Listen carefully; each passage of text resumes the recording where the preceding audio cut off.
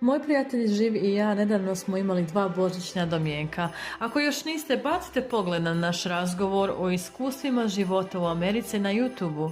Mislim da će vam se svidjeti. Detalje možete pronaći ispod ovog videa.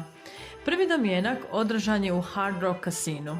To je stvarno posebno mjesto, super hrana, impresivna rock memorabilija, česti koncerti i uvijek puno ljudi, bez obzira na doba dana ili dan u tjednu. Jedna zanimljiva činjenica, vlasnici Hard Rocka su indijansko pleme Seminole, što ovom mjestu daje još jednu posebnu priču.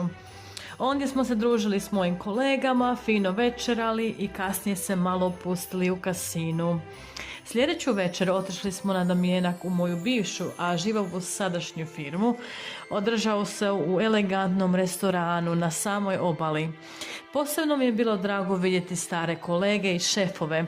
Zagrlili smo se, prisjetili lijepih trenutaka i nadoknadili vrijeme koje je prošlo. Nakon domjenka smo se još kratko prošetali, popili piće i s osmijehom otišli kući. Bio je to divan vikend, ispunjen smijehom, toplim razgovorima i lijepim druženjem.